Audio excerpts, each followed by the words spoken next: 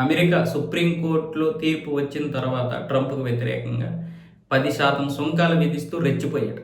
శుక్రవారం ఆ తీర్పు విడుదలైన తర్వాత నా మీద మీరు తప్పుపడతారా, నా సుంకాలను మీరు తప్పుపడతారా, మళ్ళీ తిరిగి డబ్బులు ఇచ్చేయాలా, ఏం మాట్లాడుతున్నారు అంటూ ట్రంప్ అయితే దేనికి లొంగకుండా సుప్రీంకోర్టు ఎప్పుడైతే ఈ తీర్పు చెప్పిందో ప్రపంచ దేశాలన్నీ కూడా చాలా హ్యాపీగా ఫీల్ అయ్యాయి. సరే, మనకి ఇప్పటి వరకు కట్టినటువంటి సుంకాలు వస్తాయో రావో తెలియదు, కానీ ప్రస్తుతానికైతే సుంకాలు ఉండవు కదా అనుకున్నారు. కానీ మళ్ళీ 10% సుంకాలు విధిస్తానని చెప్పాడు శుక్రవారం రోజు.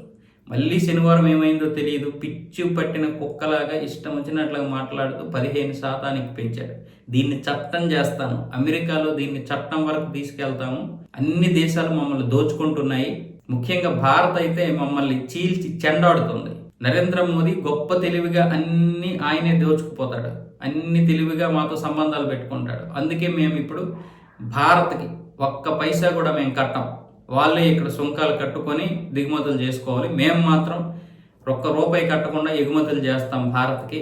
ఆయన ఇప్పటి వరకు మమ్మల్ని చీల్చి చెండాడాడు అన్న విధంగా మాట్లాడుతున్నాడు. మళ్ళీ నరేంద్ర మోదీతో మాకు మంచి సంబంధాలు ఉన్నాయి, ఆయన చాలా తెలివైనడని మళ్ళీ అదే పాత పాట.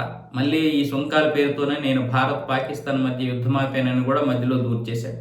ఇష్టం వచ్చినట్లుగా మాట్లాడుతున్నాడు, ఇష్టం వచ్చినట్లుగా చేస్తున్నాడు. మొత్తానికైతే సుంకాలతోటి ప్రపంచం మీద విరుచుకుపడుతున్నాడు. కాబట్టి ఇలాంటి సమయంలోనే ప్రపంచమంతా కూడా ఏకమవ్వాలి. ఎందుకంటే అమెరికా లాంటి అగ్రరాజ్యం అనే పేరుతో అందరూ దానికి దోచిపెట్టారు, ఇప్పుడేమొచ్చేసి ఇష్టం వచ్చినట్లుగా మాట్లాడుతుంది అది. సో ఈరోజు ట్రంప్, రేపు ఇంకొక కంపు, ఎవడో ఒకడు వచ్చినా ఏదో ఒకటి చేస్తారు. కాబట్టి మనలాంటి దేశం ఇప్పటి నుంచే ముందుగా జాగ్రత్త పడాలి.